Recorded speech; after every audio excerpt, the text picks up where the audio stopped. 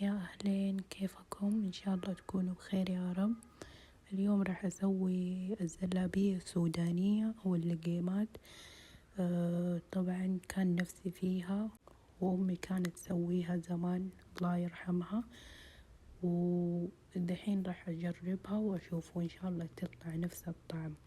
المكونات يعني سهلة جدا، اللي هي كوبين دقيق وملح وبيكنج بودر وسكر وخميرة.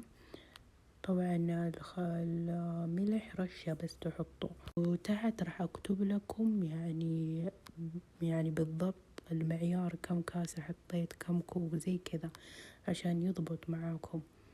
طبعا هذا الشي مرة مهم في أي أكلة عشان تطلع يعني نفس اللي نحنا نبغاها، فانتبهوا للمعايير وإنكم تكثروا، يعني غلطة واحدة ممكن إنها تخرب الأكلة. هنا حطيت لي البيكنج باودر والملح وهذا السكر، حطيت لي ملعقة السكر، وبعدين الخميرة برضو ملعقة، وتخلط المكونات الجافة. طبعا في ناس تحط لها اسمه حبة البركة، بس اللي ما عنده عادي يعني مو مهمة. وهنا حطيت لي موية، طبعا الموية على حسب العجين، يعني على حسب كمية العجين لما يوصل لقوام معين زي اللي في الفيديو، يعني بعدين خلاص تقطوه عشان يتخمر. وحطوا الموية بالتدريج. طبعا أنا زودت لي دقيق شوية عشان العجينة يعني أبغاها تكون لا هي ماسكة مرة ولا فالتة مرة، زي الفيديو زي القوام هذا تقريبا. وبعدين تغطوها بسلوفان أو أي صحن عندكم. وطبعا بعد ما تتخمر تتأكدوا إنها تخمرت زي الناس عشان الخميرة.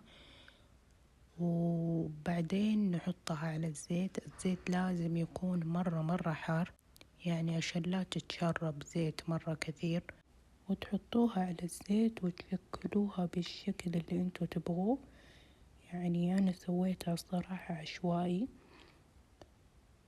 وهنا حطيت لي زيت، ويعني حسيت الزيت قليل بس عادي يعني ما في مشكلة.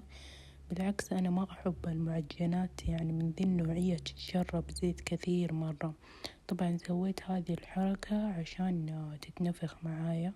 وإذا صار لونها ذهبي كده خلاص تقدروا تطلعوها، بس تتأكدوا إنه يعني من يعني صارت من الجهتين إنه لونها ذهبي وكذا. الصراحة هذه من أحلى الحلويات السودانية اللي أحبها، هي والخبيز والكعكة السوداني اللي كذا يجي في العيد، يعني مرة أعشقها هذه. والخبيز إن شاء الله يوم من الأيام راح أسويه في قناتي، هو يحتاج نشادر فإن شاء الله أسويه يوم. هنا بعد ما خلصت رشيت لها سكر. طبعا السكر حاولت إني أطحنه بيدي، طحنته لأن ما عندنا طحانة هذيك اللي حقت البهارات بس الثانية المهم، فما قدرت أطحنه زي الناس فرشيته كذا، وهو يعني ما هو بودرة. وحطيت لي نستلة. طبعا النستلة اختياري، ما حد يحط نستلة بس أنا حطيتها يعني كذا تعطي طعم. وأتمنى عجبتكم طريقة الزلابية أو اللقيمات السودانية، وأتمنى أنكم تجربوها، ومع السلامة.